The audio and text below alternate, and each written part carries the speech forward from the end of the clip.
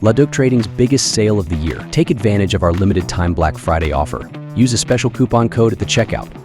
I don't think the market is able to price in what next year is going to bring. I don't mean wild cards like weather, something terrible happening, right? A big earthquake. I don't mean these very isolated storms which affect people and growth and stocks that are very specific to the storms, but the big storms of escalation with Russia aligning with Iran, Russia aligning much more with China. That's the BRICS has been picking up for obvious reasons. It's something that in the former, that's what they wanted to avoid. Anyway, all of that is geopolitical risk that's very hard to price in. It's a wild card. I still don't think gold should be ignored in any way, shape, or form. Gold, silver. Miners are very much tied to stock market returns, so that beta is very different than gold and silver. But I think clearly that's some of that is coming out, the geopolitical risk, because of the news that Phil just mentioned, ceasefire reported between Israel and Iran. There's no part of me whatsoever that feels at all at ease with what's going on over there. Nope.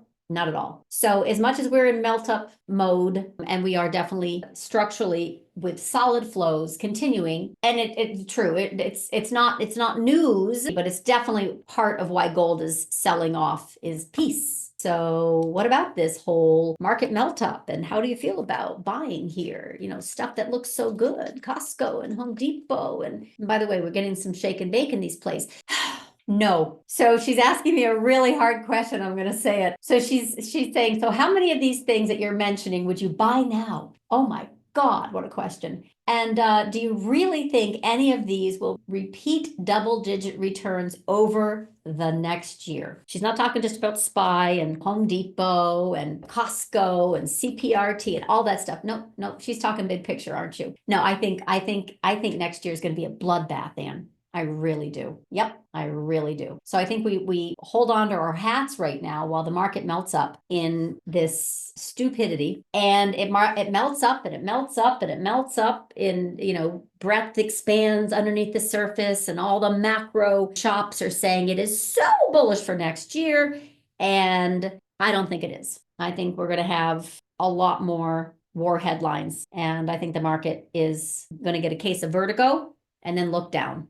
So we got nothing on the economic side right now that we're pointing to, right? Except for Doge, that restructuring, which I talked a lot about. I really, really did talk a lot about in that video. And the reason I talked about that was because I thought it was important to kind of emphasize, yes, I know everyone's very excited about Trump and all that, but take care. We had this market melt up into the inauguration. We pull back, and that's important. I know we got lots of fractals compared to 2016, but this ain't 2016. We have had unprecedented advances the past 2 years on unprecedented monetary and fiscal policy intervention, actually for more than 4 years. But my point is the last 2 years with the whole Fed and Treasury policy interventions. This could, by the way, this oil chart that I have on a weekly, that could actually get right back above zero, and I will be very, very bullish oil. But right now it's still kind of fading, so it's hard to get excited about oil. But I think this is really not appreciated any way, shape, or form, is that we're fake running higher on devaluing the dollar. And I think they will continue to devalue the dollar as they raise tariffs. So, and definitely foreigners will demand fewer dollars, and that's going to be a problem, big picture. I think definitely it's wonderful and needed to reduce government debt through fiscal restructuring, but we are completely dependent, this market, on fiscal largesse. So I don't think it's going to go smoothly. But there's just, as much as Trump is worshipped right now, ending wars, here are the two things I think are going to happen. I think he's not going to end wars. I think Iran is going to escalate. I think Russia is going to escalate. That's number one. And number two, I think this is very, very hard to pull off. So I'm thinking about 2025 election confirmation. I'm talking about the transition of power and the attempts that will probably be made on his life. The escalation with Iran, the escalation with Russia. Russia's going to probably nuke something in Europe if NATO does not go away, and they're not going away because UK and France and others are trying to push it. So I don't have any comfort right now for next year. I wish I did. US might be the best dirty shirt in the laundry, but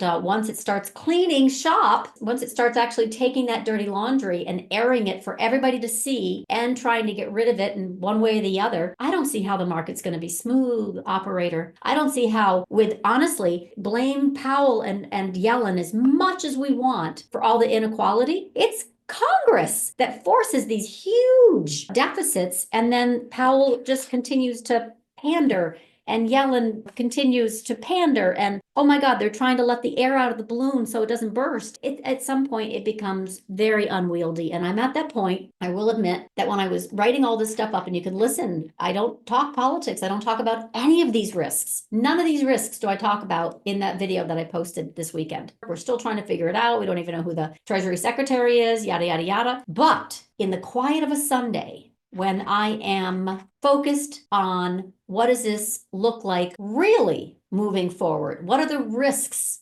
really moving forward? That's how I came in this morning going, okay, we're still bullish. I've got no reason to be bearish short term, but do I want to buy anything long term? Not really. Join Club today to engage with Samantha and her team of 10 experts. Scan this QR code or click the link in the description. Subscribe to LaDuc Trading YouTube channel for more live trading room recap videos and other content.